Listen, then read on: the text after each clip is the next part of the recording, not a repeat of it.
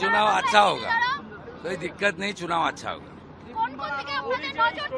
ট্রেনে করে ফেরানো হচ্ছে, তৃণমূল অভিযোগ করছে ঘুষের রাজনীতি হচ্ছে গুজরাট থেকে। এটা অপমান করছেন। মমতা ব্যানার্জি কাজ দিতে পারেননি বলে 1 কোটি যুবক বাইরের রাজ্যে থাকেন, তারা টিকিট কেটে এসেছেন। আর প্রত্যেক রাজ্যে নির্বাচনে স্পেশাল ট্রেন দেওয়া হয়, টিকিট তো ওরা কেটে এসেছে। অপমান করছেন, ভয় পাচ্ছেন। এই 1 কোটি যুবক আপনাকে হারাতে এসেছে। আপনি এদেরকে বৃদ্ধ বাবা মা, স্ত্রী পুত্র কন্যাকে ছেড়ে বাইরের রাজ্যে থাকতে বাধ্য করেছেন, বাইরের রাজ্যে থাকতে বাধ্য করেছেন, ফ্লাইওভারের নিচে থাকতে বাধ্য করেছেন, ক্ষমার অযোগ্য অপরাধ করেছেন।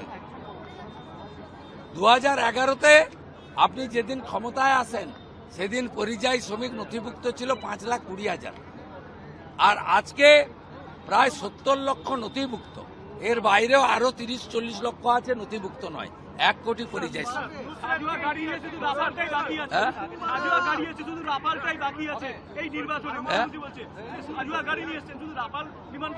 ভয় পাচ্ছেন কেন?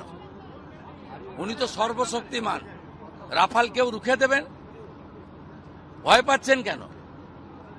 এত ভয় কেন?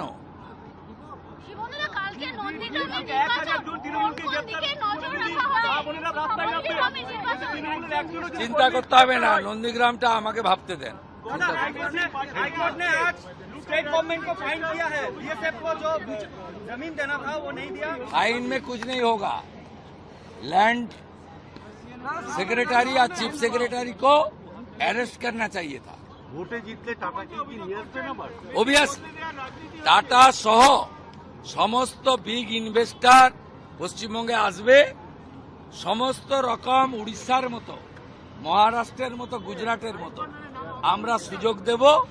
এখানে রেভিনিউ বাড়বে, জিএসটি বাড়বে, পরিকাঠামো তৈরি হবে, অনুসারী শিল্প হবে, আর সব যুবকরা যুবতীরা হাতে কাজ পাবে।